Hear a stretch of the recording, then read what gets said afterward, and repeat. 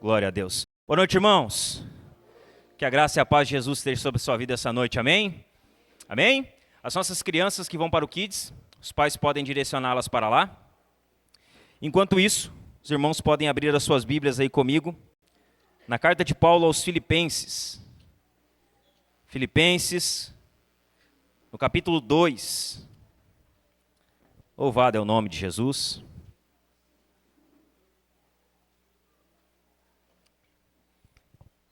Domingo do Senhor, dia de culto. Sempre bom, né, irmãos? Estamos reunidos para louvar o nosso Deus. Filipenses, no capítulo 2, nós vamos ler hoje, o texto que é alvo da nossa exposição hoje, é dos versos 5 a 11. Filipenses, capítulo 2, dos versos 5 a 11. Estamos aqui numa série de sermões dentro da carta de Paulo aos Filipenses. E hoje nós vamos falar sobre Jesus. É bom falar sobre Jesus, né, irmãos? Nós vamos falar sobre Cristo, o exemplo supremo. Filipenses, capítulo 2, do verso 5 em diante. Todos encontraram? Amém? Diz assim: Tenham entre vocês o mesmo modo de pensar de Cristo Jesus, que mesmo existindo na forma de Deus, não considerou ser igual a Deus algo que deveria ser retido a qualquer custo. Pelo contrário, ele se esvaziou, assumindo a forma de servo, tornando-se semelhante aos seres humanos. E reconhecido em figura humana, ele se humilhou, tornando-se obediente até a morte e morte de cruz. Por isso também Deus o exaltou sobremaneira e lhe deu um nome que está acima de todo nome, para que ao nome de Jesus se dobre todo o joelho, nos céus, na terra e debaixo da terra, e toda língua confesse que Jesus Cristo é o Senhor, para a glória de Deus Pai. Amém? Curve a sua cabeça aí, vamos orar ao Senhor. Pai, nós te damos graças por essa tarde e noite aqui, Senhor, que estamos reunidos para cultuar a Ti, Senhor. Nós queremos te pedir, Senhor, que nesse momento em que o Senhor vai alimentar o seu povo com a sua palavra, Senhor, que o Senhor fale conosco, Senhor. Exorte-nos, edifique-nos, console-nos, Senhor. Aplique, Senhor, por meio do Teu Espírito, as verdades da Tua palavra ao coração de cada irmão que aqui está, Senhor. Que não haja coração, Senhor, duro, resistente ao poder da Tua palavra aqui. Que o Teu Espírito trabalhe aqui no nosso meio, que Ele quebrante todo o coração, Senhor. E que Ele aplique essas verdades ao mais profundo do coração e da alma do Teu povo, Senhor. Nos conduza aqui, Senhor, e que o nome de Jesus Ele possa aqui nessa noite, Senhor, ser exaltado, Senhor, ser levantado, ser glorificado, acima de todo e qualquer nome aqui nesse lugar, Senhor. Nós oramos a Ti, Senhor, nós rendemos graças a Ti e nós pedimos que o Senhor nos conduza aqui para a glória do Seu nome, Pai. Em nome de Cristo oramos. Amém. Sente-se aí, meu irmão.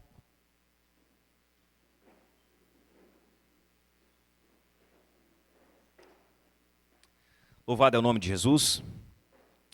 Então hoje esse é o nosso alvo, o alvo da nossa exposição a esse texto. Se você puder, fique aí com a Bíblia aberta nesse texto. É importante para que você acompanhe sempre a exposição e o desenvolvimento do sermão.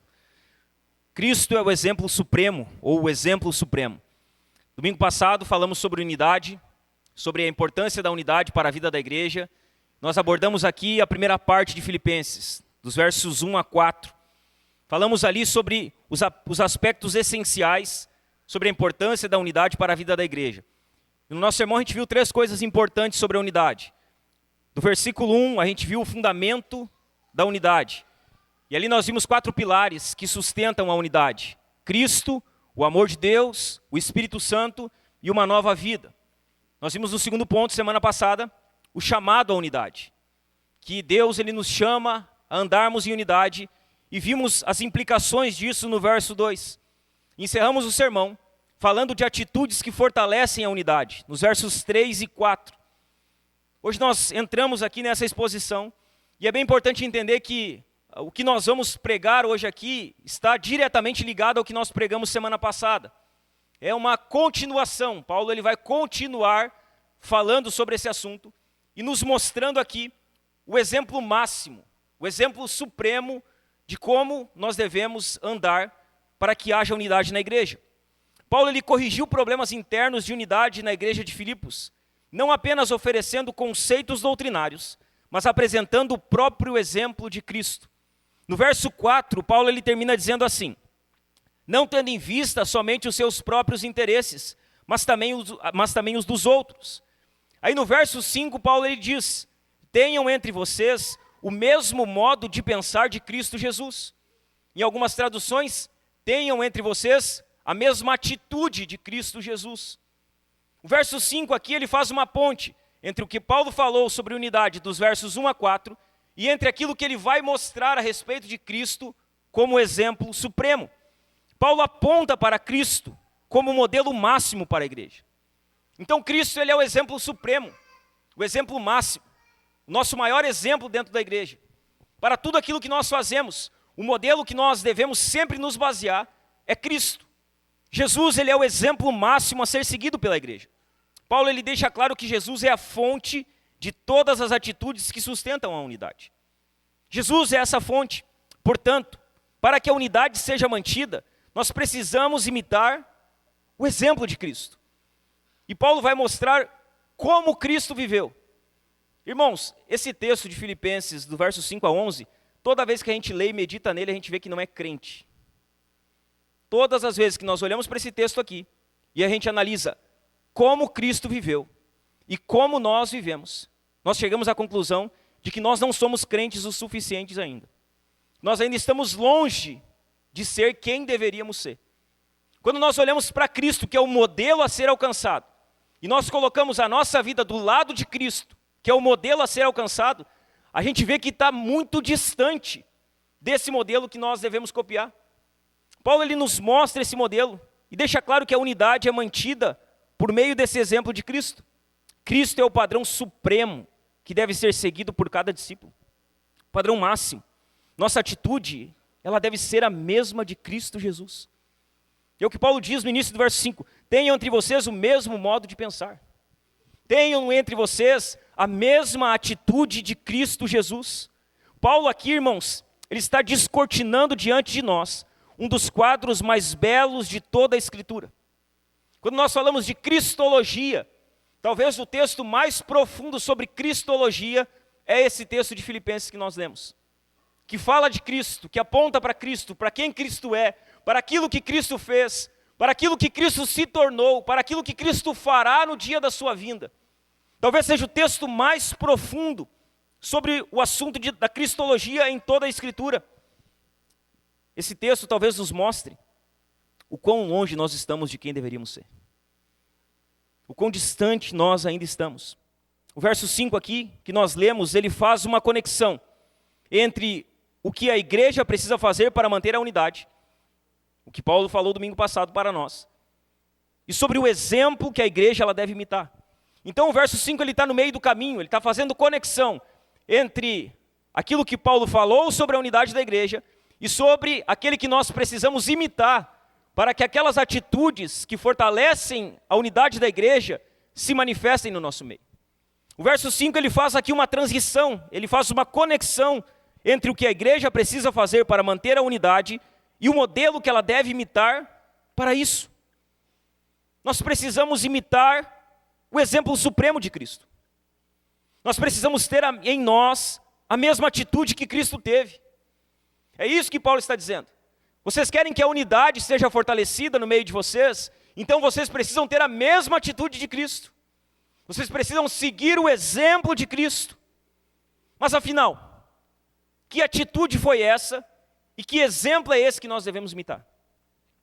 Cristo é o exemplo supremo.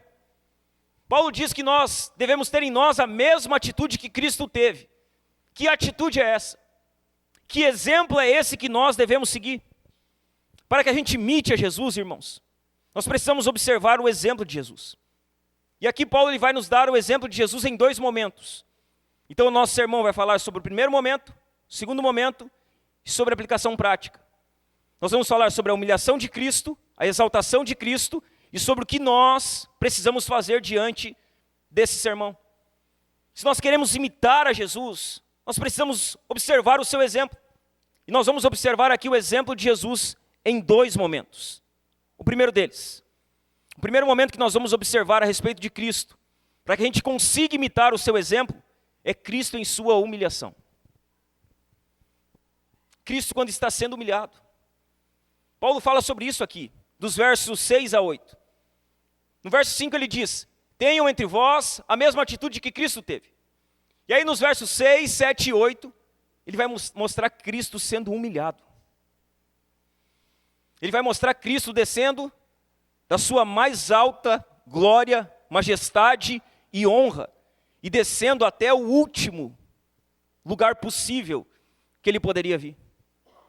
Paulo ele mostra aqui Cristo em sua humilhação. Ele mostra que a atitude que Cristo teve e que deve ser imitada é uma atitude de humilhação. Então ele diz: olha, vocês devem ter a mesma atitude de Cristo. E aí sabe o que ele começa a mostrar? Que Cristo se humilhou. É isso que ele está dizendo para nós. A atitude que vocês devem ter para que a unidade seja mantida na igreja é uma atitude de humilhação, de humildade. Paulo nos mostra a atitude de humilhação de Cristo. E se nós olharmos os versos 6 a 8, Cristo ele vai se humilhando por fases, por estágios. Paulo ele nos mostra os estágios dessa humilhação que como nosso supremo exemplo devem ser seguidos por nós.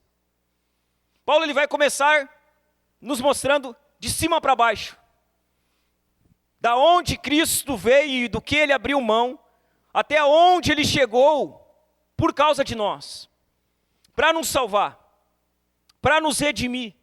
Ele descreve os estágios dessa humilhação, e é isso que nós vamos ver aqui nesse primeiro ponto, os estágios da humilhação de Cristo. Em sua humilhação, o primeiro estágio dela é que Cristo ele abriu mão dos seus direitos. Jesus abriu mão dos seus direitos. Podemos encerrar aqui. Porque nós não gostamos de abrir mão de nada. O primeiro estágio da humilhação de Cristo é que ele abre mão dos seus direitos. No verso 6, diz assim, vou ler o 5 só para ter o contexto. Tenham entre vocês o mesmo modo de pensar de Cristo Jesus, que mesmo existindo na forma de Deus, não considerou ser igual a Deus algo que deveria ser retido a qualquer custo. Ele não considerou que o ser igual a Deus deveria ser algo que ele buscasse de maneira egoísta, de que ele se apegasse a isso, de que ele se abraçasse a isso. Jesus, antes da sua encarnação, ele sempre foi coigual, coeterno e co-substancial com o Pai e com o Espírito Santo. Ele sempre foi Deus. Ele sempre foi Deus em trindade desde a eternidade, junto com o Pai e junto com o Filho, junto com o Pai e junto com o Espírito Santo. Ele sempre foi revestido de glória e majestade. Ele sempre foi o Criador de todas as coisas, visíveis e invisíveis. Quando Paulo usa a palavra existindo aqui, quando ele diz, e que mesmo existindo na forma de Deus, a palavra existindo usada por Paulo aqui, descreve aquilo que é essencial e imutável. É isso que essa palavra está descrevendo. Aquilo que é essencial e imutável. Aquilo que possui uma forma inalienável. Paulo está se referindo aqui às características inatas e inalteráveis. É importante a gente entender o significado das palavras. Às vezes a gente acha que isso aí é só encheção de linguiça, né? Não é. Se a gente não entender o que a palavra significa, talvez a gente não vai conseguir compreender o que a Escritura está querendo nos dizer. Então Paulo está usando aqui a palavra existindo justamente para isso, mostrando aquilo que é essencial e imutável, que possui forma inalienável, refere-se às características inatas e inalteráveis. Jesus existia na forma de Deus. E a palavra forma aqui também é importante, porque a palavra forma descreve a essência de algo que jamais se altera. Então Jesus, ele existia de maneira imutável. Era assim que ele existia, de maneira imutável, sem jamais ser alterado, desde todo sempre, desde toda a eternidade, não em uma forma física, pois o nosso Deus, ele é Espírito. Jesus, ele sempre existiu e sempre existiu como Deus. Paulo está afirmando que Jesus possui de maneira inalterável a natureza de Deus. É isso que ele está dizendo. Jesus não se torna Deus quando ele vem à terra. E ele não deixa de ser Deus quando ele vem à terra. Jesus, ele sempre foi Deus, desde a eternidade passada. Ele sempre existiu como Deus. E Paulo está afirmando que Jesus, ele possui de maneira inalterável a natureza de Deus. A sua essência e o seu ser são divinos. A palavra forma não se refere a características externas, mas aos atributos essenciais. Ele possui os mesmos atributos que Deus Pai. O que Paulo enfatiza, meus irmãos, é que Jesus sempre foi Deus. E ele sempre continuará a ser Deus. Deus por natureza. Ele é a expressão exata da divindade. É isso que Paulo está afirmando. E é isso que as Escrituras afirmam. João capítulo 1, no verso 1, João diz que no princípio era o Verbo. E o Verbo estava com Deus. E o Verbo era Deus. Colossenses capítulo 1, no verso 15, Paulo diz que Jesus é a imagem do Deus invisível, o primogênito de toda a criação. Hebreus capítulo 1, no verso 13, o escritor dos Hebreus diz que o Filho é o esplendor da glória de Deus e a expressão exata do seu ser. Paulo está dizendo que Jesus é Deus desde sempre e sempre será Deus. As Escrituras afirmam a divindade de Cristo desde sempre. Embora sempre tenha sido Deus, Jesus não considerou sua igualdade com o Pai algo a que deveria se apegar de maneira egoísta. Paulo diz, olha, que mesmo existindo na forma de Deus, não considerou ser igual a Deus algo que deveria ser retido a qualquer custo, ou não tomou por usurpação ser igual a Deus. Ele não se apegou a isso. Ele não considerou a sua igualdade com o Pai algo que ele deveria se abraçar de maneira egoísta. A palavra considerou aparece apenas aqui na Bíblia. É a única vez que ela aparece, em toda a Escritura. É quando Paulo está dizendo que ele não considerou o ser igual a Deus algo a que deveria se apegar. E essa palavra que aparece só aqui, ela significa arrebatar, ou aferrar-se. Jesus, ele não se agarrou aos privilégios da sua divindade. Ele não se agarrou aos privilégios que ele tinha com o seu Pai. Sabe o que ele fez? Ele abriu mão deles por amor aos homens. Ele abriu mão. Ele abriu mão do seu privilégio. Ele abriu mão da sua majestade. Ele abriu mão da sua glória com o Pai. Sabe por que ele fez isso? Por causa dos homens. Por causa de pecadores.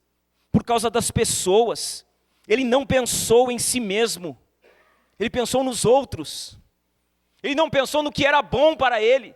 Ele pensou no que seria benéfico para os outros. Ele abriu mão de sua glória. Ele desceu das alturas. Ele usou os seus privilégios para abençoar a humanidade. Ele andou por toda parte fazendo o bem e curando os oprimidos. Jesus se humilhou, meus irmãos. Ele se humilhou. Ele abriu mão dos seus direitos. Ele não pensou em si mesmo. O primeiro estágio da humilhação de Cristo é que ele abriu mão dos seus direitos. O segundo estágio dessa humilhação é que ele se esvaziou. Ele abriu mão dos seus direitos e se esvaziou. No verso 7, Paulo continua dizendo, pelo contrário, ele se esvaziou. Jesus se esvazia. O Filho de Deus deixou o céu. Ele deixou a glória, irmãos. Ele deixou o seu trono. Ele se fez carne. Ele se fez como um de nós. O Filho de Deus se esvaziou e se fez homem. Ele se fez gente. Ele encarnou como um ser humano. A palavra esvaziou significa, literalmente, tirar algo de um recipiente até que fique vazio. Foi isso que Cristo fez. Ele se esvaziou. Essa palavra significa derramar algo até que não reste mais nada. Foi isso que Cristo fez. Ele se esvaziou da sua glória, se esvaziou da sua majestade. Ele se esvaziou dos seus privilégios até o fim. Veja bem, ele se esvazia, contudo, ele não se esvazia de sua existência na forma de Deus. Ele não se esvaziou dos seus atributos divinos, porque isso seria impossível. Ele se esvazia, mas ele continua sendo o Filho de Deus. Jesus se esvaziou a si próprio, não de sua natureza divina, mas das glórias e das prerrogativas da divindade. É disso que ele se esvazia. Ele não trocou a natureza divina pela humana. Ele não veio para a terra e deixou de ser Deus e se tornou humano. Ele não fez isso. Ele continuou sendo Deus. E nós vamos ver mais para frente, plenamente Deus, plenamente homem, de modo que nós não sabemos explicar como essas duas naturezas convivem juntamente, até onde uma vai e até onde a outra vai. Mas ele era plenamente Deus, plenamente homem. Ele não trocou a natureza divina pela humana. Em vez disso, ele demonstrou a natureza de Deus na natureza humana. Ele revelou a natureza de Deus na natureza humana. Jesus renunciou ao seu ambiente de glória. E quando Paulo diz que ele se esvaziou, é isso. E é importante que você entenda. Quando a Bíblia diz que Jesus se esvaziou, significa que ele renunciou ao seu ambiente de glória. Ele deixou o seu ambiente de glória para trás. Que ele pôs de lado a sua majestade, o seu esplendor, mas que mesmo assim ele permaneceu Deus. E que ele jamais deixou de ser possuidor da natureza divina. Ele não era parte homem ou parte Deus. Não. Ele era completamente homem, completamente Deus. Cristo era plenamente homem, plenamente Deus. Antes de Jesus vir ao mundo, as pessoas só podiam conhecer Deus parcialmente. Mas quando Jesus ele vem ao mundo, Jesus ele revela quem Deus é. As pessoas que não poderiam ter um contato direto com Deus, visível com Deus, elas puderam conhecê-lo plenamente. Deus se tornou visível e tangível na encarnação de Cristo. Deus se tornou visível e palpável na encarnação de Cristo. Cristo é o verbo que se fez carne. Como exemplo supremo a ser seguido, Jesus se esvaziou de sua glória. Se esvaziou de seus direitos. O que ele deixa claro do porquê nós precisamos seguir ele. Por que nós precisamos copiar o modelo de Cristo, imitar o modelo de Cristo? Porque ele se esvaziou de si mesmo. Ele abriu mão dos seus benefícios, dos seus privilégios, da majestade que ele possuía. Jesus abriu mão, ele se esvaziou de si mesmo, irmãos, nos dando o maior exemplo. Como eu falei domingo passado aqui, Jesus se esvazia de si, e a maioria de nós, na maioria das vezes, é muito em si mesmado. A maioria de nós, na maioria das vezes, é muito cheio de si mesmo. O nosso Deus é um Deus que se esvaziou. Só que nós, às vezes, nós estamos muito cheios. E não é de Deus. É cheio de nós mesmos. É cheio das nossas vontades. É cheio dos nossos desejos. O nosso Deus, o nosso Salvador, ele se esvaziou. Ele abriu mão da sua glória. Quando nós olhamos para nós estamos cheios de nós mesmos, em si mesmados, cheios de nós, pensando apenas nos nossos interesses. Olhamos para nós, estamos cheios de nós mesmos. Olhamos para o nosso Senhor, ele se esvaziou de si mesmo. Ele se esvaziou, ele colocou os outros acima de si mesmo.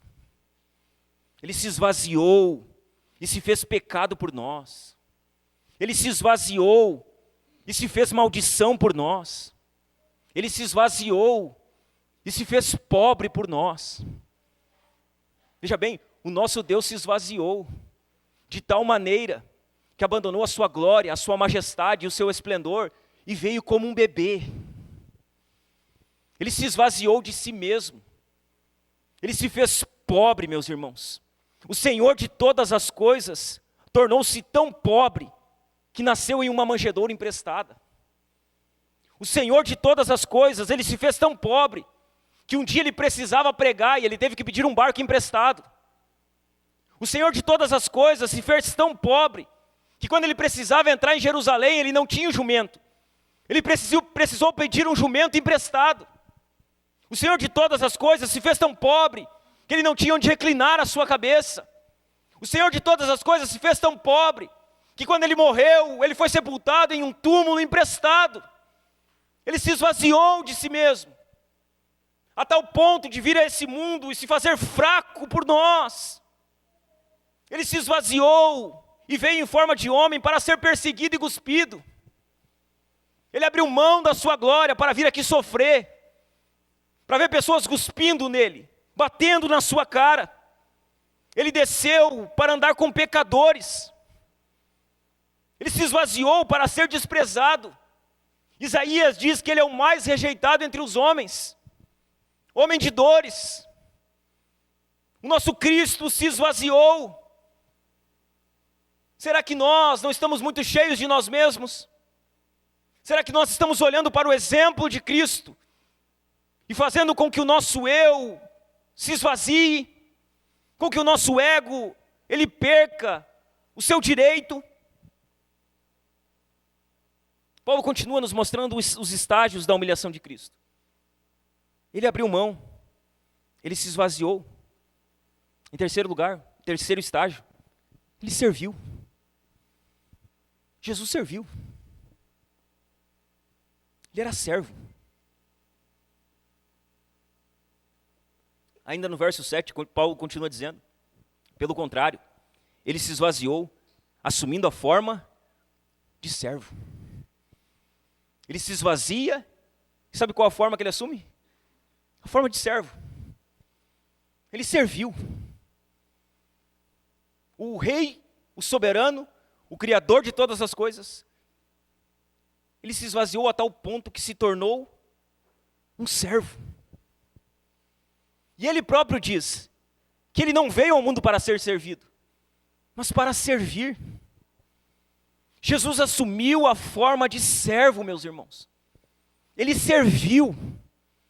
Veja bem, ele não fingiu ser um servo. Ele não fingiu que era um servo. Não. Ele não foi um ator desempenhando um papel de servo. Não. Ele tomou a forma de servo. Ele veio como servo. Ele veio para servir e não para ser servido. Só que um detalhe, ele era o único que tinha o direito de não servir ninguém, porque ele é Deus. Era ele que deveria ser servido, era ele que tinha todos os motivos para não servir, só que ele renunciou aos seus direitos, ele renunciou aos seus privilégios. Ninguém, irmãos, ninguém jamais serviu como Jesus, ninguém. Ninguém jamais serviu como Jesus serviu. Olhe para os evangelhos. Olhe para Mateus, Marcos, Lucas e João. Olhe para lá. Olhe para lá e veja se você vai enxergar alguém servindo mais do que Jesus. E veja se você vai achar nos evangelhos alguém servindo melhor do que Jesus. Olhe para Jesus. Olhe para os evangelhos.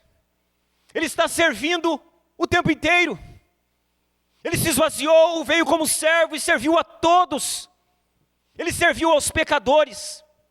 Ele serviu às prostitutas. Ele serviu aos cobradores de impostos. Ele serviu aos doentes. Ele serviu aos famintos. Ele serviu aos tristes.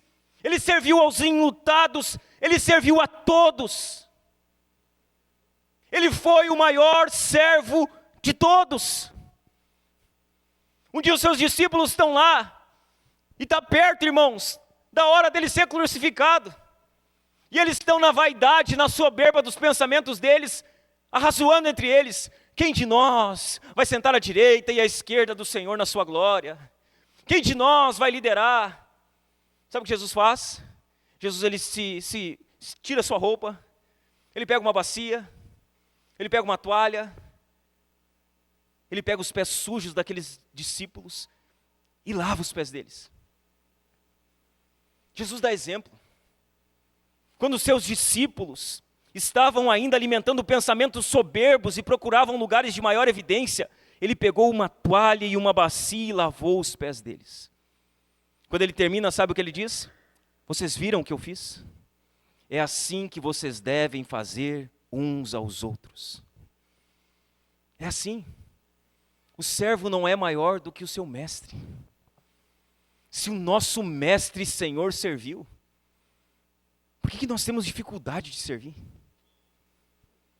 Por que é tão difícil para nós servir? Jesus foi o maior servo de todos.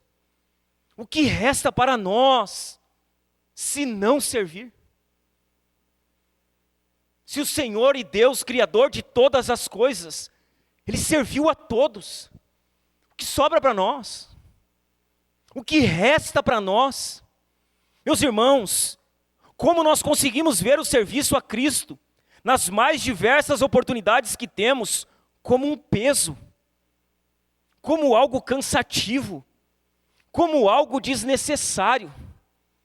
Como nós conseguimos olhar para o serviço de Cristo, e não estou falando apenas de igreja, estou falando de servir a Cristo em todos os contextos em que nós estamos. Como nós podemos olhar para o serviço de Cristo, para o serviço a Cristo, e achar que é pesado servir a Cristo. E achar que é cansativo servir a Cristo. Não, servir a Jesus é cansativo. Não é.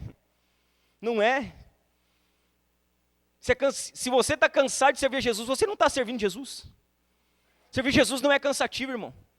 Servir Jesus não é um peso, é uma alegria, é um prazer. Eu falo isso aqui todo domingo antes do culto. Nós estamos tendo o privilégio de servir a Cristo. Nós estamos tendo o prazer de servir a Cristo. O nosso Senhor e Mestre era servo, Ele serviu. Para nós o serviço não é um peso, não é algo cansativo, não é desnecessário. Não é algo que nós fazemos se nós queremos, não. É algo que nós ansiamos, desejamos, buscamos.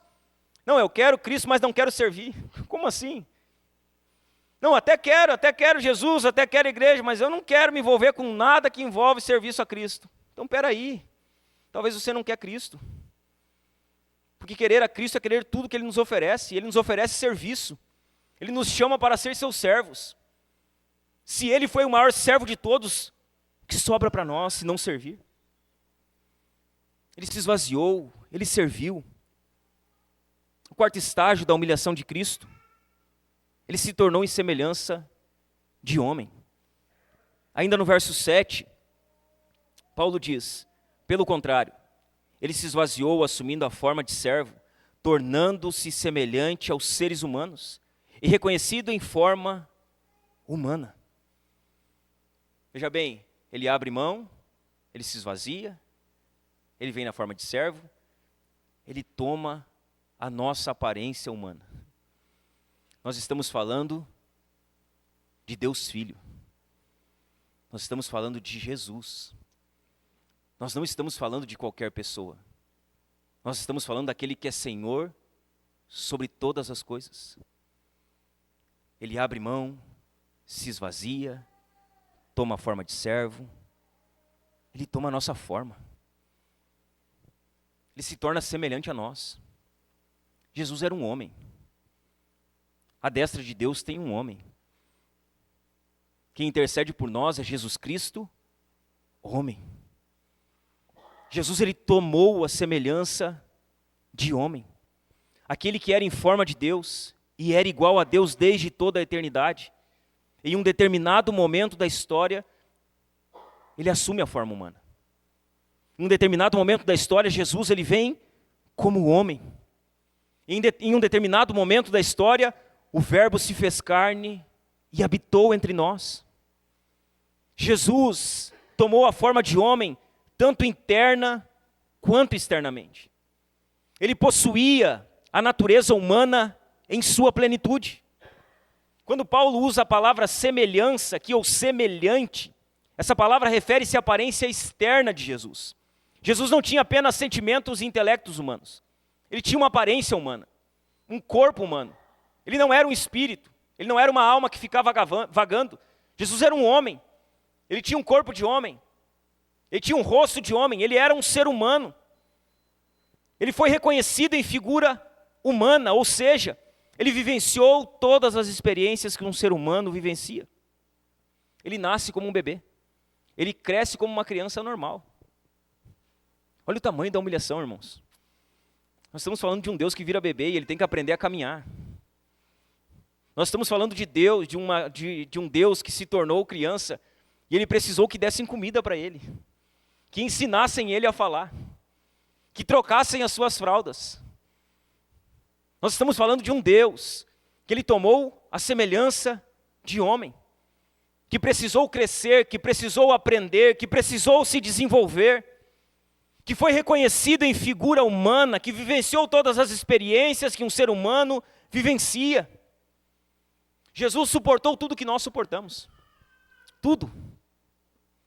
Quando você olha para a sua vida e diz assim, não, mas ninguém passou o que eu estou passando. Jesus passou. Jesus suportou tudo o que nós suportamos neste mundo. Ele enfrentou tentações. Ele enfrentou sofrimentos. Jesus passou por desapontamentos. Tudo que diz respeito à experiência humana, Jesus experimentou. Ele viveu todas as experiências, com uma diferença. Jesus, ele é diferente de nós em uma coisa. Ele tem a mesma aparência, ele suportou o que nós suportamos, ele teve as mesmas vivências que nós tivemos, ele suportou tudo, enfrentou tentações, mas o que diferencia Jesus de todos os outros seres humanos é que Jesus, ele possui uma humanidade impecável. E é aí que está a diferença de Jesus para nós. A humanidade de Jesus não era como a nossa humanidade. Nós nascemos debaixo de pecado. Somos gerados em pecado. Nascemos já debaixo de total depravação. Só que Jesus não nasce assim. Porque Jesus, ele não vem ao mundo do mesmo modo que nós viemos. Ele não é gerado da relação de um homem e de uma mulher. Ele é gerado pelo poder do Espírito Santo envolvendo Maria e fazendo com que o que ela gerasse fosse da parte de Deus. Jesus, ele não é contaminado pelo pecado original.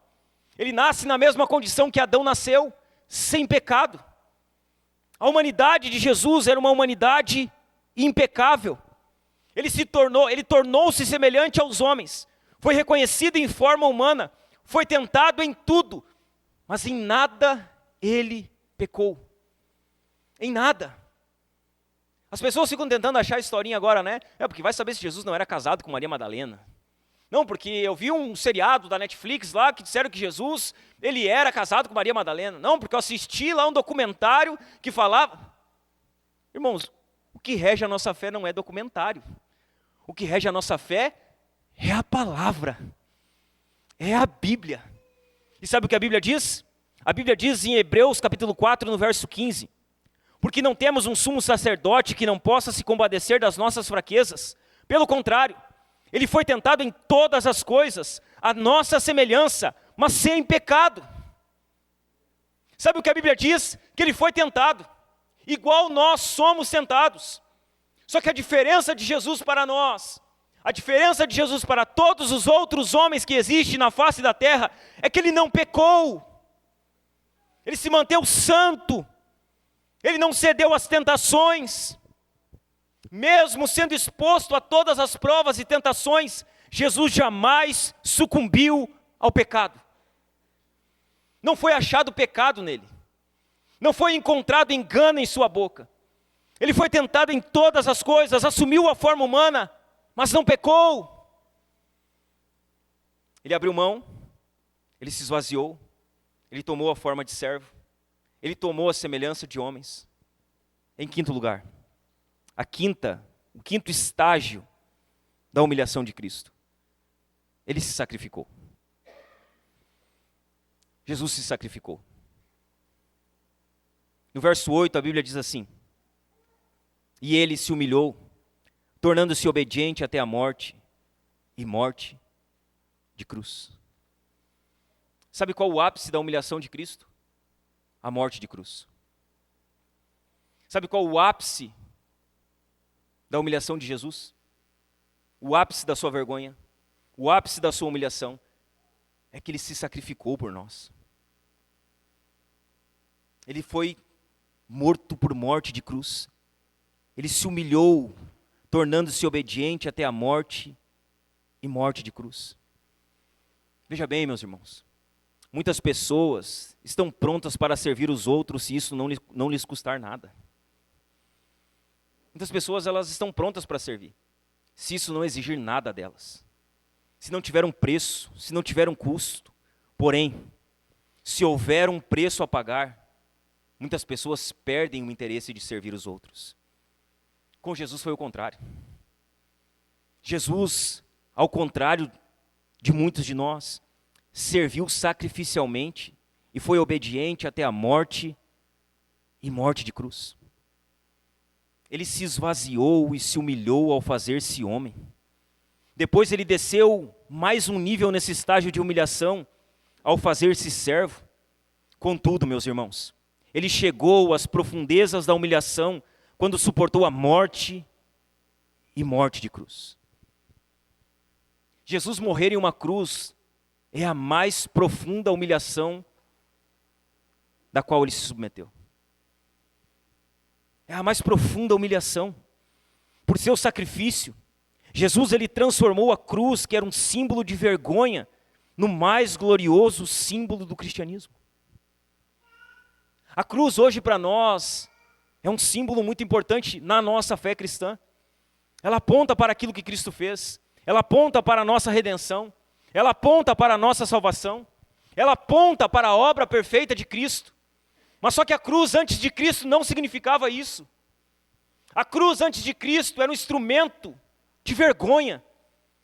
Sabe como as pessoas olhavam para quem morria na cruz? Com zombaria. As pessoas riam, zombavam, achincalhavam aqueles que eram crucificados. Jesus ele transforma a cruz de um símbolo de vergonha no mais glorioso símbolo do cristianismo. A morte de cruz, meus irmãos, ela possuía 3 características marcantes. A primeira delas, a morte de cruz era uma morte dolorosa. Era uma morte dolorosa. Ser crucificado não era algo tranquilo. Não era algo que passava rápido. A morte de cruz era uma morte dolorosa. Era uma pena de morte aplicada apenas a escravos e a delinquentes. Sabe quem morria na cruz? Escravos. Sabe quem morria na cruz? Delinquentes. Sabe quem morria na cruz? Bandidos. Sabe quem morreu na cruz? Jesus. Jesus morreu na cruz. Uma cruz que era para escravos, uma cruz que era para delinquentes, uma cruz que era para bandidos. Foi nessa cruz que Jesus morreu. Ele foi crucificado como um bandido. Ele foi crucificado como um delinquente. Jesus ele foi crucificado e essa morte era uma morte dolorosa. Aqueles que eram crucificados, eles ficavam muitas vezes pregados na cruz por vários dias.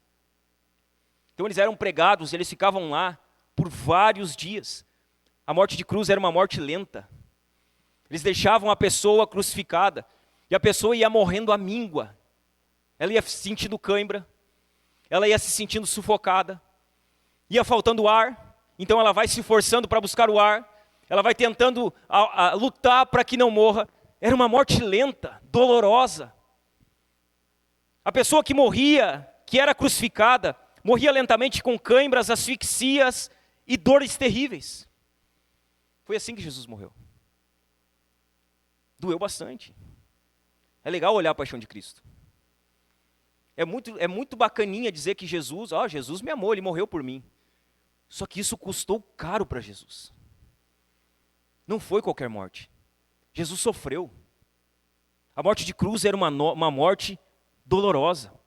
Uma segunda característica da morte de cruz era uma morte ultrajante. Era uma morte vergonhosa. A pessoa condenada era açoitada, ultrajada, cuspida. Depois de tudo isso, ela tinha que carregar a própria cruz debaixo da zombaria da multidão até o lugar da crucificação. Não tinha paninho, tá? Não tinha paninho. Não tinha roupinha. Não tinha um lencinho. Era nu mesmo. A isso nosso Senhor foi exposto. A zombaria. Ele foi cuspido. Bateram na face dele. Rasgaram as suas vestes e zombaram dele. Ele carregou o instrumento da sua própria morte. Quando ele está pendurado na cruz, o que eles diziam para ele? Por que tu não desce daí se tu é o Filho de Deus mesmo? Desce daí. Mostra para nós que tu és o Filho de Deus. Jesus foi ultrajado. Zombaram dele. Ele passou por vergonha. Ele carregou o braço da cruz, que seria o instrumento da sua própria crucificação. Uma terceira característica da morte de cruz é que a morte de cruz era um sinal de maldição. Veja bem, pessoas boas não morriam na cruz. Quem morria na cruz eram os malditos. Morrer crucificado era sinal de maldição. Quando Jesus está crucificado, Ele está ali se tornando maldição em nosso lugar. É isso que Gálatas diz, que Ele se fez maldito por nós. A cruz apontava para isso, para um sinal de maldição. Uma pessoa dependurada no madeiro era considerada maldita. Quando nós falamos que Jesus se humilhou, tornando-se obediente até a morte, morte de cruz, é sobre isso que nós estamos falando. Sobre o mais alto nível de humilhação. Ele sofreu uma morte dolorosa, ultrajante. Ele se fez maldição por nós. O Senhor da igreja, meus irmãos, Ele aceitou terminar a sua vida em uma cruz romana. Ele aceitou terminar a sua vida ali. Ele disse: ninguém tira a minha vida, sou eu que a dou. O Senhor da igreja, Ele aceitou terminar a sua vida em uma cruz romana. E sob o ponto de vista dos judeus, Ele aceitou morrer sobre a maldição divina. Ele aceitou tudo isso. Ele se esvaziou da sua glória, se esvaziou da sua majestade. Ele abriu mão, veio como servo. Ele desceu ao mais profundo pântano do nosso pecado. Ele morreu a pior das mortes. Porém, meus irmãos, não podemos olhar para a cruz apenas focando no sofrimento de Cristo. O sofrimento, ele foi duro.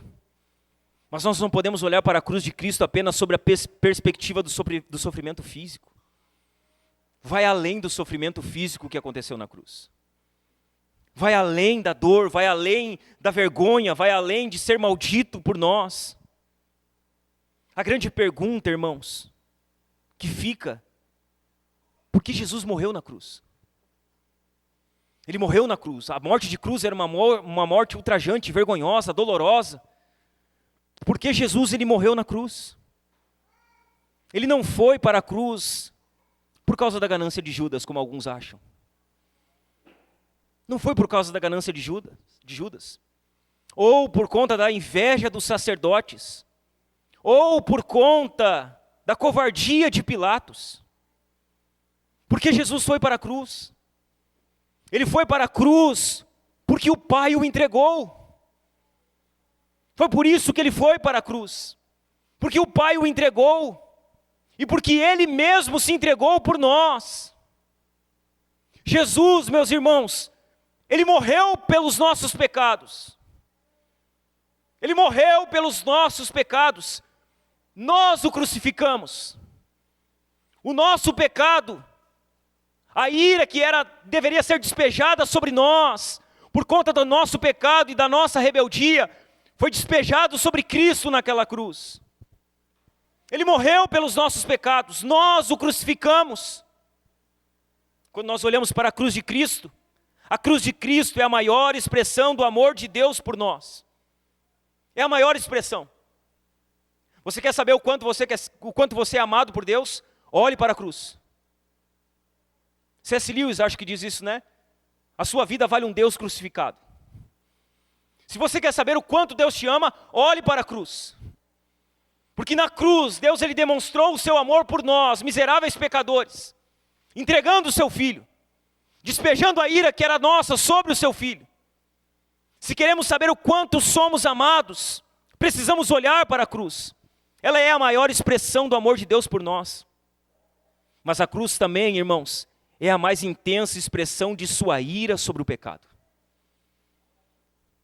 A cruz também aponta para isso.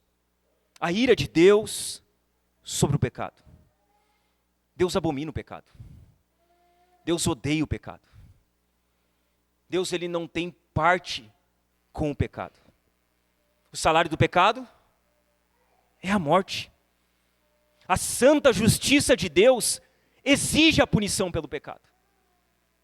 Como Deus, Ele não pactua com o pecado. O salário do pecado é a morte. A santa justiça de Deus, ela exige que o pecado seja punido. Ela exige que o pecado seja expiado. E quando você olha para a antiga aliança, É por isso que havia aquela enormidade de sacrifícios. Eles serviam para a expiação momentânea do pecado do povo. Então o povo pecava e levava lá um cordeiro, um animal, um boi, um bode. Colocava a mão na cabeça do animal e o animal era sacrificado. E quando eles colocavam a mão na cabeça do animal, significava que o pecado que estava sobre a pessoa havia sido depositado sobre o animal que estava sendo sacrificado. Tudo isso está apontando para Cristo. Para o que Cristo fez plenamente na cruz. O pecado exige, a santa justiça de Deus exige a punição do pecado. Em um ato incompreensível de amor eterno, Deus ele puniu o nosso pecado em seu próprio Filho, para nos poupar da morte. Foi isso que Deus fez. Nós pecamos, o pecado gera morte, a justiça de Deus exige a punição pelo pecado.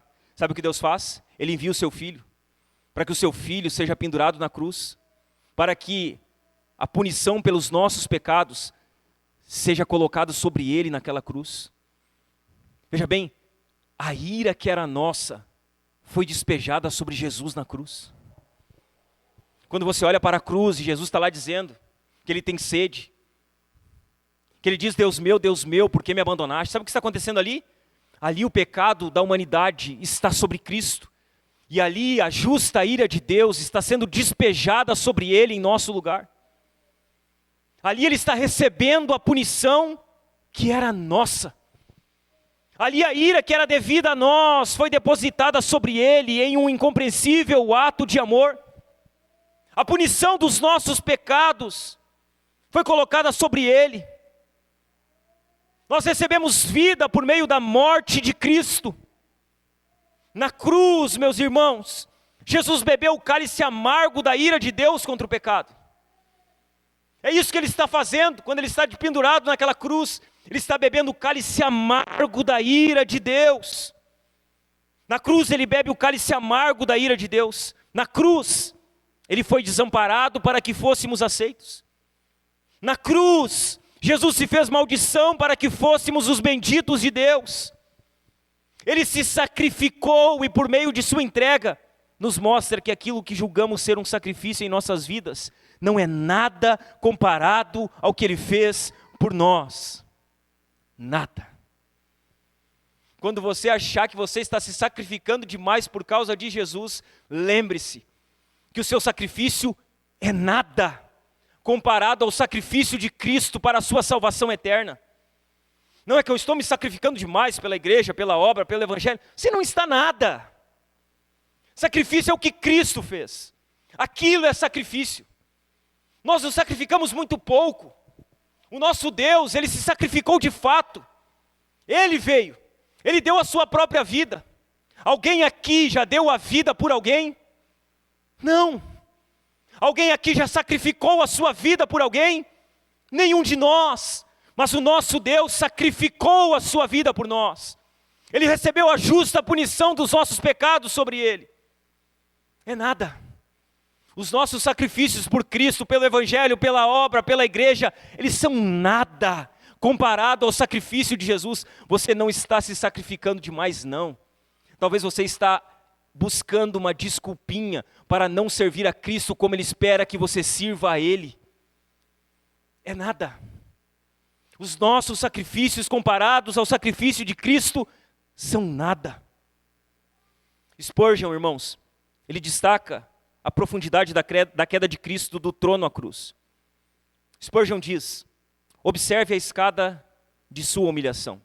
Ele era Deus, ele se esvaziou, ele se tornou homem, ele se tornou servo, ele se tornou obediente, ele foi obediente até a morte, e não qualquer morte, mas a morte de cruz. Spurgeon diz que cada degrau que Cristo veio descendo é um oceano de amor que Ele derramou sobre as nossas vidas. Cada degrau, cada estágio de humilhação de Cristo, sabe o que Ele está demonstrando? O quanto Ele nos amou, o quanto Ele nos ama, o quanto Ele derramou o seu amor sobre nós. Em sua humilhação, Jesus abriu mão, Jesus se esvaziou, Jesus veio como servo. Em sua humilhação, irmãos, Jesus se fez homem. Em sua humilhação, Jesus se sacrificou. Em sua humilhação, irmãos, Jesus ele desceu ao mais baixo nível que poderia descer. Ele sacrificou tudo isso, irmãos, por você. Um miserável pecador. Jesus, ele fez tudo isso por você. Sabe o que é o pior de tudo aqui? É que você não merece. Eu não mereço. Nenhum de nós merecia o que ele fez. Jesus, ele não fez isso por pessoas boas. Ele não fez isso por pessoas dignas. Ele não fez isso por pessoas merecedoras. Jesus, ele fez isso por miseráveis pecadores.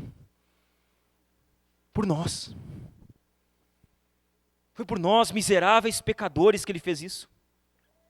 A pergunta que fica é: será que você tem seguido o exemplo de Jesus? Será que você tem seguido esse exemplo? Você tem aberto, meu irmão, mão dos seus direitos para o bem dos outros? Você tem aberto mão dos seus direitos? Na sua casa, na sua família? Você abre mão ou você nunca abre mão? Você é aquele que sempre está certo? Você é aquela que nunca está errada? Você é sempre aquele que tem a última palavra? Ou você é alguém que abre mão? Você tem aberto mão? Ou você sempre quer vencer? Você sempre resiste de maneira obstinada? Você tem aberto mão dos seus direitos para o bem dos outros? Você tem se esvaziado, meu irmão, de si mesmo para o bem dos outros? Você tem se esvaziado de si? Ou você está cheio de si mesmo? Adorando a si mesmo, cultuando a si mesmo, louvando a si mesmo, sendo Deus de si mesmo? Você tem se esvaziado de si? Ou o seu eu controla a sua vida? Jesus foi servo. Ele serviu. Quem você tem servido? Quem você tem servido? Quantas pessoas você serviu nessa semana que passou? Quantas pessoas? Quem você tem servido? Não, é que para mim é muito difícil servir. Não dá desculpa. Nós sempre temos uma desculpa quando nós não queremos fazer algo. Sempre temos. Quais são as suas desculpas para não servir olhando para o exemplo de Cristo? Jesus, ele se fez servo e serviu. Quando você olha para o exemplo dele, quais são as suas desculpas para não servir? Não, estou ocupado demais, minha vida é muito corrida. Talvez Jesus ele fosse ocioso. Talvez ele tinha tempo demais, por isso que ele servia bastante. Nós somos bons em dar desculpas, meus irmãos. Jesus se esvaziou, serviu, ele se sacrificou. Ele se sacrificou como um discípulo dele. Quais os sacrifícios que você tem feito?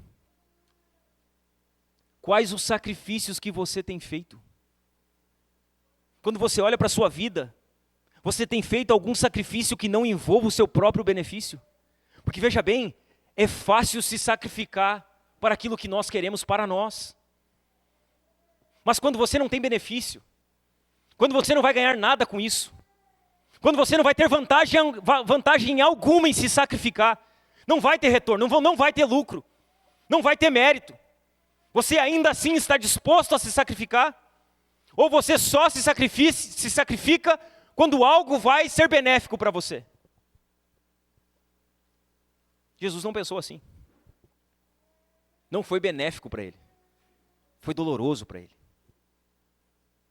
Em sua humilhação, nós temos um belo exemplo. Mas há um segundo exemplo de Cristo aqui que nós precisamos observar, para que nós venhamos a imitar ele. Para que nós venhamos a seguir o seu supremo exemplo, que é em sua exaltação. Em sua humilhação, abriu mão, se esvaziou, tomou a forma de homem, veio na semelhança humana, em sua humilhação, se sacrificou. Em sua exaltação, nós vamos ver agora aqui o segundo ponto. Após a humilhação voluntária de Cristo, Paulo mostra que a resposta de Deus Pai à obediência de seu Filho foi a sua exaltação e o seu reconhecimento universal. Então Jesus se humilha, como nós vimos aqui, ele desce lá embaixo. Sabe qual que é a resposta de Deus Pai para a obediência e a humilhação de seu Filho? Ele exalta o seu Filho. Deus Pai exalta o Filho de maneira poderosa. A fidelidade e a obediência de Cristo foram honradas por Deus e servem agora de padrão e promessa para a igreja. Nós temos um padrão, irmãos, e uma promessa. Cristo foi obediente, Ele foi exaltado, está à destra do Pai. O nosso exemplo é seguir a obediência de Cristo, porque nós um dia também seremos exaltados, e não exaltados de ser engrandecidos, mas exaltados de estar com o Senhor na glória para sempre. Jesus, Ele nos dá um belo exemplo de fidelidade e obediência, que foram honrados por Deus e que são agora o nosso padrão e promessa. Paulo, ele nos apresenta aqui 5 verdades sobre a exaltação de Cristo. 5 verdades. Essa exaltação foi, em primeiro lugar, uma obra de Deus. A primeira verdade sobre essa exaltação é que ela é uma obra de Deus. No verso 9, Paulo diz assim: por isso também Deus o exaltou. Sabe o que é a exaltação de Cristo? É uma obra do próprio Deus. Paulo faz uma transição clara daquilo que Cristo fez para aquilo que Deus fez por ele e para ele. O mesmo que se humilhou foi exaltado. E essa exaltação aqui é uma exaltação que é obra do Pai. Sabe por que Cristo é exaltado? Por causa do seu sofrimento, por conta da sua morte. A recompensa para o seu sofrimento e para a sua morte, que lhe foi concedida, foi a exaltação. Olha o que as Escrituras dizem. Hebreus 2,9 diz assim: vemos, porém, aquele que por um pouco foi feito menor do que os anjos, Jesus, por causa do sofrimento da morte, foi coroado de glória e de honra. No mesmo livro de Hebreus, no capítulo 12, no verso 2, o escritor de Hebreus diz assim: o qual em troca da alegria que lhe estava proposta, suportou a cruz, sem se importar com a vergonha, e agora está sentado à direita do trono de Deus. O sofrimento de Jesus, o sacrifício de Jesus, a obediência de Jesus, fez com que Deus Pai exaltasse Jesus acima de todos. Deus não deixou Jesus na sepultura. Ele o ressuscitou da morte. Ele o levou de volta ao céu e Ele o glorificou. Sabe aonde Jesus está nesse exato momento? Ele está à destra do Pai, intercedendo por nós com um corpo glorificado. Ele não está preso em um túmulo. Ele não está preso em um sepulcro.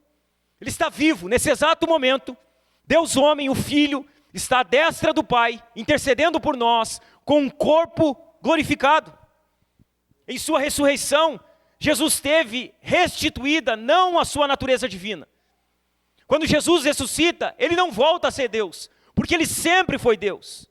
Ele nunca perdeu a sua natureza divina. Em sua ressurreição, Jesus teve restituída a glória eterna que Ele tinha com o Pai desde o princípio. A glória que Ele havia deixado de lado. A majestade e o esplendor que Ele havia deixado de lado, que Ele havia aberto mão voluntariamente. É isso que Jesus recebe na sua ressurreição. Ele volta à majestade, à glória e ao esplendor que Ele havia aberto mão. Tudo isso, irmãos, foi obra de Deus. Essa exaltação, em segundo lugar, ela é incomparável.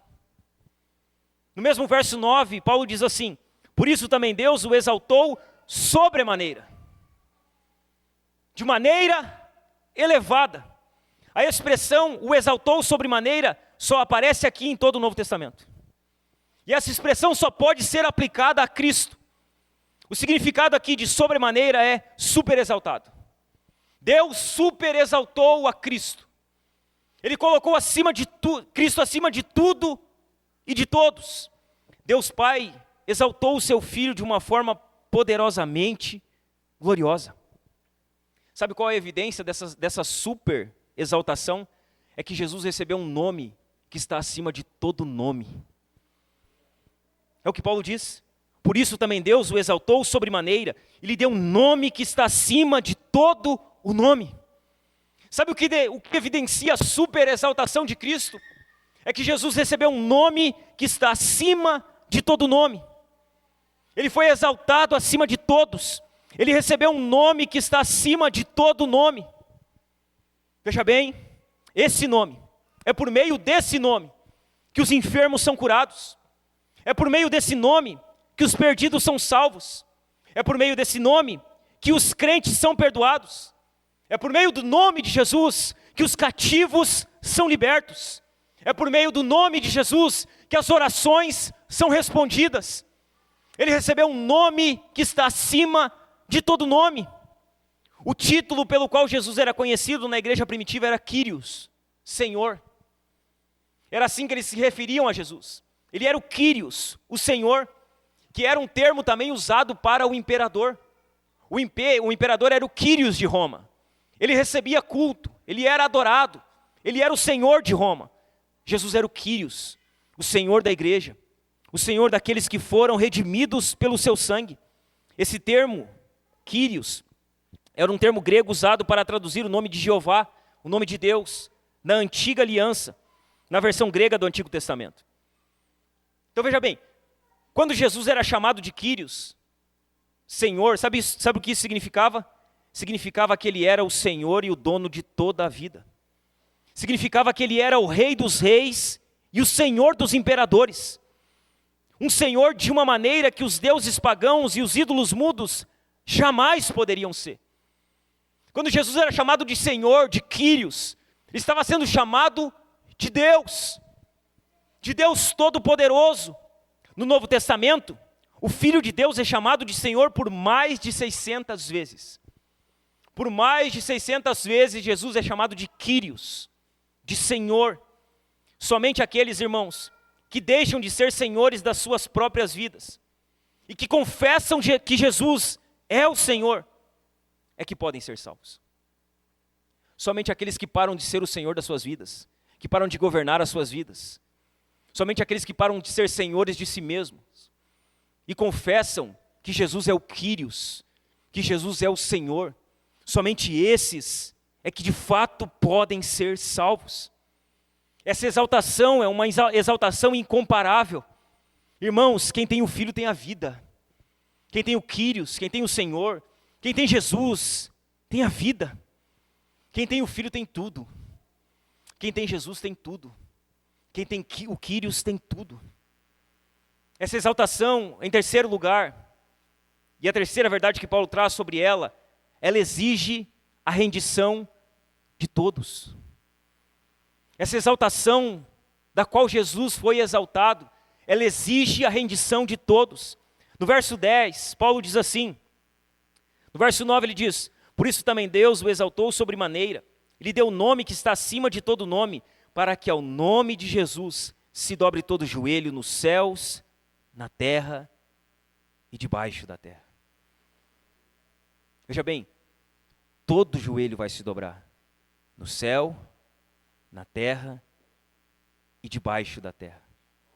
Essa exaltação, ela exige a rendição de todos. Todos os joelhos irão se dobrar. Os anjos e os seres redimidos, eles farão isso com extrema alegria. Será prazeroso para os anjos e para todos aqueles que foram alcançados pela soberana graça de Deus, o dia em que os seus joelhos precisarem se dobrar diante de Cristo. Será prazeroso, será alegre. Os anjos e os seres redimidos farão isso com intensa alegria, enquanto os condenados, eles farão isso com profunda tristeza. Vai ser duro, irmãos. Vai ser doloroso. Tem gente que acha que está alegre, longe de Cristo. Essa alegria vai passar. E o dia em que o Senhor de toda a terra, irmãos, Ele vier na segunda vinda, todo joelho vai ter que se dobrar. Para quem está em Cristo vai ser prazeroso. Mas para quem está longe de Cristo, irmãos, eles farão isso com profunda tristeza e com profundo remorso. Apocalipse, eu já li esse texto há poucos dias atrás aqui, mas eu quero reler ele de novo aqui. Apocalipse 6, capítulo 6, os versos 12 a 17. A palavra do Senhor diz assim: vi quando o Cordeiro quebrou o sexto selo. Houve um grande terremoto. Os reis da terra, os grandes, os comandantes, os ricos, os poderosos, e todo escravo e todo livre, se esconderam nas cavernas e nos penhascos. E disseram aos montes e aos rochedos: caiam sobre nós e nos escondam da face daquele que está sentado no trono e da ira do Cordeiro. As pessoas pedirão para que os montes caiam sobre elas naquele dia. O dia, irmãos, em que aquele que está sentado sobre o trono, em que a ira do Cordeiro, em que o Senhor virá na sua segunda vinda, será um dia doloroso, profundamente triste para aqueles que estão longe do Senhor. Na segunda vinda de Cristo, os 3 mundos vão se dobrar aos seus pés: o céu, a terra e debaixo da terra.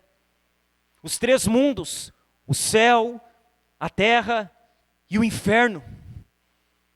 Todos os joelhos se dobrarão diante do Senhor. Todo joelho se curvará diante do poderoso nome de Jesus. No céu, seus anjos e os remidos. Na terra, os homens. E debaixo da terra, os demônios e aqueles que foram condenados. Todos os joelhos se dobrarão diante do Senhor na sua segunda vinda. Não haverá ninguém que ficará em pé diante do Cordeiro. Todo joelho se dobrará. Os anjos e os remidos, os homens que estão na terra, os demônios e aqueles que foram condenados. Ninguém ficará de pé diante do Cordeiro de Deus. Nenhum joelho ficará de pé diante dele. Com alegria se ajoelharão os que foram salvos por ele. Com pavor cairão de joelhos aqueles que orgulhosamente passaram por ele e o rejeitaram. Naquele dia, meus irmãos, todo joelho vai se dobrar. Naquele dia, meus irmãos, toda língua vai confessar que Jesus Cristo é o Senhor, para a glória de Deus Pai. Veja bem, todo joelho vai se dobrar, toda língua vai confessar, mas nem todos serão salvos. Só serão salvos aqueles que não rejeitaram o Senhor em vida, aqueles que abraçaram o Senhor, a sua cruz, a sua graça, aqueles que não rejeitaram o sacrifício do Cordeiro de Deus que tira o pecado do mundo. Todos se dobrarão, todos confessarão, mas nem todos serão salvos. A quinta verdade, irmãos, sobre a exaltação de Cristo, é que ela será proclamada universalmente. No verso 11, Paulo diz assim: e toda língua confesse. Essa exaltação, ela vai ser proclamada universalmente. Veja bem, toda língua vai confessar que Jesus Cristo é o Senhor. Toda língua. Sabe quando você vê pessoas zombando de Jesus? Pessoas debochando de Jesus? Sabe quando você vê aquelas pessoas na parada gay, que elas sobem numa cruz, e elas criam um Jesus homoafetivo? Sabe aquelas pessoas que elas pegam uma cruz, e elas enfiam no orifício de alguém que não serve ao Senhor? Quando eles zombam do Senhor, sabe aqueles que debocham de Cristo? Aqueles que zombam de Cristo? Aqueles que achincalham Cristo? Essas pessoas terão que confessar que Jesus Cristo é o Senhor para a glória de Deus Pai. Hoje elas estão zombando. Hoje elas estão debochando. Mas naquele dia, toda língua vai confessar que Jesus Cristo é o Senhor. Aqueles que zombaram dele, eles terão de confessar que ele é o Senhor. Eles terão de confessar. Aqueles que o negaram e nele não quiseram crer, eles terão de admitir e confessar que ele é o Senhor. Essa confissão não será uma confissão privada. Essa confissão será uma confissão pública. Toda língua vai confessar que Jesus Cristo é o Senhor. Naquele dia, todo joelho vai se dobrar. Toda língua vai confessar que Jesus Cristo é o Senhor. Naquele dia, todos os lábios se abrirão. Todo o universo terá de se curvar diante daquele que se humilhou, mas que foi exaltado sobremaneira. Na sua segunda vinda, meus irmãos, nenhuma língua ficará silenciada. Nenhuma língua. Na sua segunda vinda, nenhum joelho deixará de se dobrar. Na sua segunda vinda, todas as criaturas e toda a criação reconhecerão que Jesus Cristo é o Senhor. Será uma exaltação proclamada universalmente. A quinta e última verdade sobre essa exaltação é que essa exaltação, ela tem um propósito estabelecido. No verso 11, Paulo diz: e toda língua confesse que Jesus Cristo é o Senhor, para a glória de Deus Pai. Essa exaltação, ela tem um propósito estabelecido. O fim último de todas as coisas sempre é a glória de Deus. E a exaltação de Cristo, ela glorificará a Deus.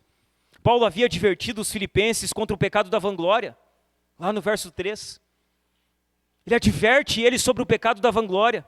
Afinal, toda glória que não é dada a Deus é uma glória vazia. Cristo se humilhou e suportou a cruz para a glória de Deus. Ele ressuscitou e foi exaltado para a glória de Deus. Toda a vida e obra de Cristo não apontam para Ele. Toda a vida e obra de Cristo, elas sempre apontam para o Pai, para que o Pai seja glorificado. Jesus não buscava a glória própria. Jesus, ele buscava a glória do seu Pai. Tudo que ele fez era para a glória do seu Pai. Enquanto na igreja de Filipos, havia pessoas que queriam ser o centro das atenções, as duas irmãzinhas, aquelas do capítulo 4, elas queriam ser o centro das atenções. Sabe o que Jesus queria? Ele queria que o único que fosse o centro da atenção na vida dele fosse Deus. Que Deus Pai fosse glorificado. Que Deus Pai fosse engrandecido. Como seguidores de Jesus, nós precisamos seguir o exemplo de Cristo. Nós não podemos buscar a nossa glória própria, meus irmãos. Não busque a vanglória. Não busque ser reconhecido. Não busque a glória própria. Busque a glória de Deus. Busque glorificar a Deus. Faça tudo para a glória dele. Jesus fazia tudo para a glória de Deus. Nós precisamos fazer tudo para a glória de Deus. O nosso alvo máximo, o nosso propósito maior aqui, não é glorificarmos a nós mesmos, é glorificar ao Pai. Quer comamos, quer bebamos, quer façamos qualquer outra coisa, devemos fazer tudo para a glória de Deus. Esse era o objetivo máximo da vida de Jesus. Esse deve ser o objetivo máximo das nossas vidas. Glorificar a Deus. Veja bem, meus irmãos, saber que a exaltação de Cristo exigirá que na sua segunda vinda todo joelho se dobre e que toda língua confesse que Ele é o Senhor. Isso tem causado pavor e espanto na sua vida apenas? Quando você ouve isso aqui, que Jesus vai vir, todo joelho vai se dobrar, toda língua vai confessar, não vai ficar ninguém sem dobrar o joelho, não vai ficar ninguém com seus lábios fechados. Deus, ele vai despejar a sua ira, ele vai julgar pessoas. Quando você ouve isso, isso causa apenas pavor e medo em você? Você apenas teme, apenas fica com medo? Ou quando você ouve sobre isso, sobre aquilo que acontecerá nos últimos dias, isso leva você a pregar aqueles que ainda estão sem Cristo? O que a certeza da segunda vinda tem feito com você? Você tem ficado temeroso, pavoroso, com medo?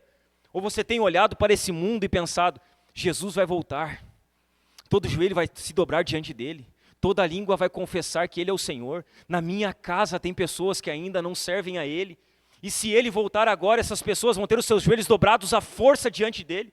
Se Ele voltar agora, essas pessoas vão ter os seus lábios abertos à força por Ele. Se Ele voltar agora, todo joelho vai ter que se dobrar, inclusive dos seus familiares que ainda não creram. Isso causa apenas pavor em você, ou faz com que você olhe para pessoas que estão perdidas nesse exato momento, e veja nelas um alvo de missão, alguém que precisa ouvir o Evangelho. Ou você acha que eu me alegro aqui em dizer que Jesus vai dobrar o joelho de pessoas? Eu não estou falando isso com prazer, irmãos.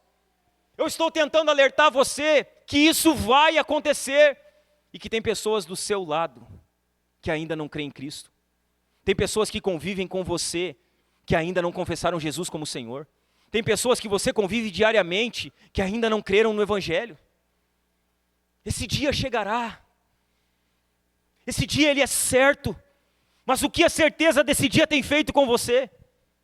Causado pavor, temor? Ou tem levado você a pregar para aqueles que, se Jesus voltasse hoje, sofreriam profundamente? Você conhece pessoas, meu irmão, minha irmã, que se Jesus voltasse agora, elas teriam a rótula dos seus joelhos quebradas por Ele? Você conhece pessoas assim? Que se Jesus voltasse agora, eles teriam que confessar a Jesus, coisa que eles não quiseram fazer em vida. Você conhece pessoas assim? Ai, pastor, que duro. O pastor está dizendo que o meu familiar, eu estou dizendo isso. Porque é isso que a Bíblia diz. E você não deveria se acomodar com isso. Não, mas se Deus quiser, Ele vai salvar. Ele vai salvar. Só que você precisa pregar. Porque não há salvação sem pregação. Você conhece pessoas que se Jesus voltasse agora, elas sofreriam profundamente.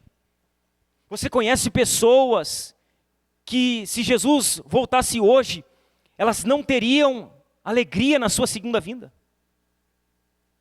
O que você tem feito para que isso mude? O que você tem feito para que essas pessoas ouçam o Evangelho?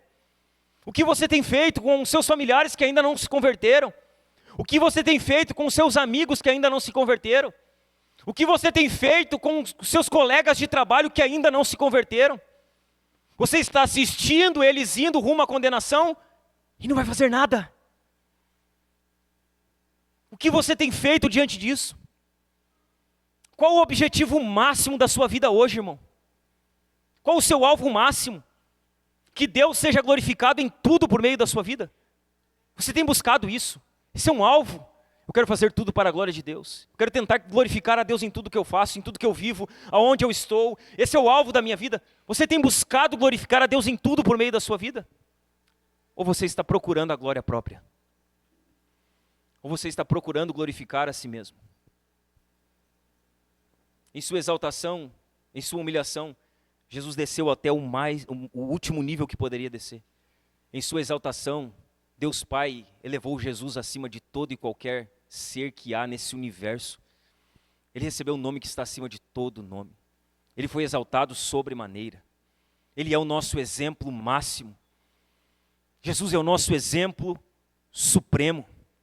Diante desse sermão, meus irmãos, você deve agir. Você precisa fazer algo com esse sermão. Você não pode vir aqui mais um domingo, ouvir eu pregar mais 1h e tanto aqui para você, talvez você está cansado já, quer ir para casa. Você não pode vir aqui, ficar mais um domingo aqui, sair daqui, ouvir um sermão, receber um monte de informação e não fazer nada. Você precisa agir. Você precisa fazer algo. Diante desse sermão, haja. Em primeiro lugar, pare de exigir os seus direitos o tempo todo. A primeira coisa que você precisa fazer a partir desse sermão, pare de buscar os seus direitos o tempo todo. Pare de exigir os seus direitos o tempo todo. Jesus era Deus e abriu mão dos seus privilégios. Ele não pensou em si mesmo, ele pensou nos outros. Veja bem, pare de causar brigas na sua família, porque você nunca está disposto a abrir mão. Pare de causar briga no seu casamento, porque você nunca está disposto a ceder, homem. E você também, mulher. Pare de causar briga. Não, é que eu não cedo, eu tenho a razão, eu vou até o fim com a minha opinião, é o que eu quero e acabou. Você precisa aprender a abrir mão. O Deus que você serve é um Deus que abriu mão dos privilégios dele. Pare de querer ter a razão e sempre exigir os seus direitos. Pare de causar brigas com a sua família, com os seus amigos, na igreja. Pare de causar brigas porque você acha que merece ser mais respeitado. Ou porque não te consultaram. Abre mão um pouquinho. Abre mão dos seus direitos. Pare de exigir os seus direitos o tempo todo. Você precisa agir. Esvazie-se do seu eu. Esvazie-se do seu eu. Muitas vezes estamos cheios de si mesmo. Estamos cheios dos nossos planos, estamos cheios dos nossos gostos, estamos cheios dos nossos sonhos. Muitas vezes nós estamos ensimesmados demais. Se esvazie, irmão, se esvazie um pouquinho. Se esvazie do seu eu, do seu ego, de si mesmo. Jesus se esvaziou para nos salvar. Ele é o nosso exemplo máximo. Se esvazie. Se esvazie como Cristo se esvaziou. Você precisa agir. Em terceiro lugar, sirva onde ninguém está vendo. O nosso Senhor e Mestre serviu. Então você precisa servir. Sirva onde ninguém está vendo. Veja bem, chegue mais cedo na igreja, irmão. Saia mais tarde dela. Nós perdemos isso, né? Chega cedo, sai tarde. Nós precisamos aprender a chegar mais cedo. Precisamos aprender a sair mais tarde da igreja. Ajudar em algo braçal. Chegar mais cedo, ver se a igreja está em ordem. Se as cadeiras estão em ordem. Se tudo está em ordem para que o culto aconteça. Nós precisamos aprender a sair mais tarde da igreja. Não sair correndo. O culto acabou, você não precisa sair correndo. Você vai chegar em casa. Você pode ficar um pouquinho mais aqui. Desfrutar da comunhão. Aproveitar os irmãos. Sirva. Chegue mais cedo, saia mais tarde. Ajude em algo braçal. Faça algo comum. Limpa uma cadeira. Limpa uma cadeira. Ajuda a limpar a igreja. Ajuda a cuidar das crianças. Ouça alguém que todos ignoram. Talvez tenha um irmão aqui que ninguém conversa com ele.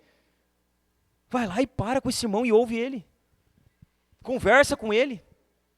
Dê de comer a quem precisa.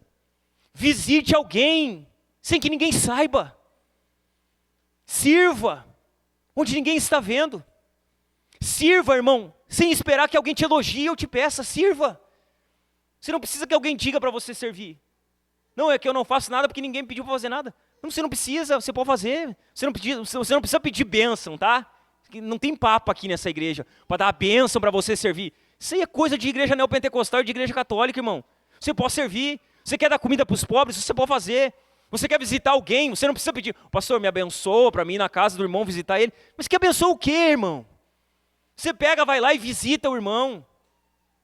Sirva onde ninguém está vendo. Faça o que ninguém está fazendo, sem que espere elogios ou que alguém te peça. Jesus foi o maior servo de todos, sendo Senhor de tudo. Para ele, irmão, não havia serviço indigno. Não, é que algumas coisas eu não posso fazer na igreja. Ah, querido. Não, é que algumas coisas eu não posso.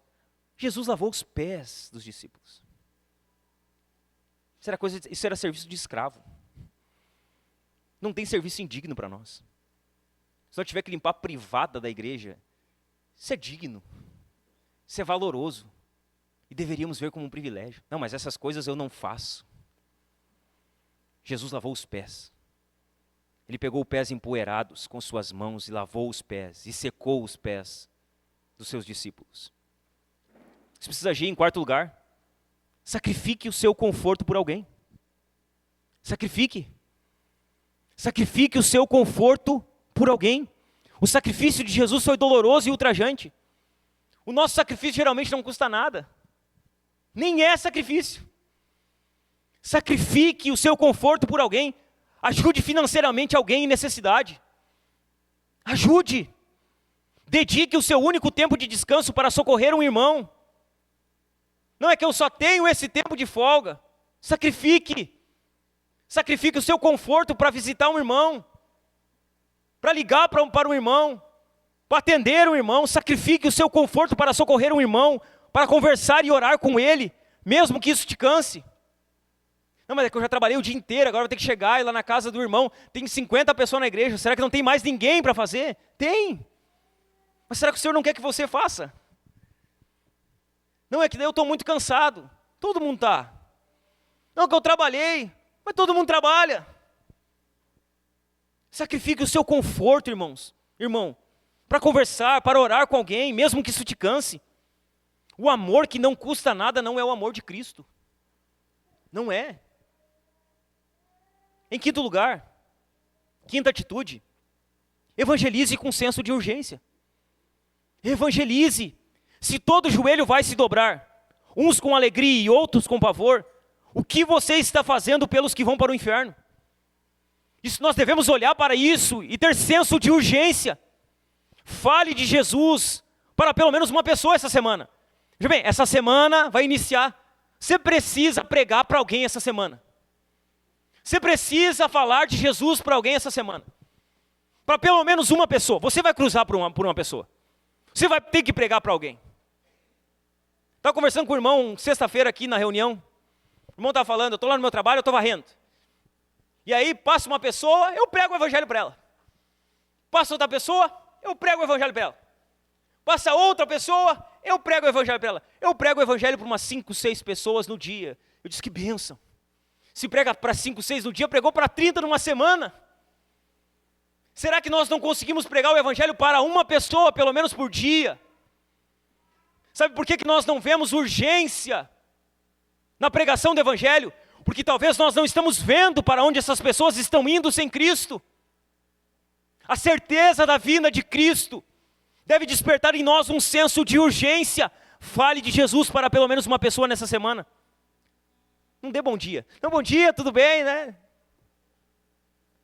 Para quantas pessoas você dá bom dia todo dia e não prega para elas? Para quantas pessoas? Não dê apenas bom dia. Pregue o evangelho. Fale de Jesus para ela. Se você crê que Jesus é o Senhor, você precisa avisar os outros antes que seja tarde demais. Pregue o evangelho, evangelize com senso de urgência. A sexta e última atitude que nós devemos ter aqui diante desse sermão de maneira prática: tenha a mesma atitude de Cristo. Tenha a mesma atitude de Jesus. Jesus é o nosso exemplo supremo, irmãos. O nosso exemplo máximo é Cristo. Jesus, ele não é um exemplo para ser apenas admirado. Tem muita gente que admira Jesus aí fora. Tem muita gente que é fã de Jesus, mas que não crê em Jesus. Jesus, ele não é um exemplo para ser admirado. Ele é um exemplo para ser copiado. Ele é um exemplo para ser imitado. Abra mão dos seus direitos como ele abriu. Esvazie-se como ele se esvaziou. Sirva como ele serviu. Sacrifique-se como ele se sacrificou. Olha aqui para mim, meu irmão, minha irmã. O seu modelo de vida é Cristo. O modelo supremo das nossas vidas é Cristo. Cristo é o nosso exemplo máximo, o nosso supremo exemplo. É Jesus, não é nenhum homem. Você não precisa ser que nem o pastor. Não, você tem que ser que nem Jesus. O pastor também está tentando ser que nem Jesus. Só que o seu exemplo máximo não é um homem, não é uma mulher. É Cristo. Jesus é o nosso exemplo máximo.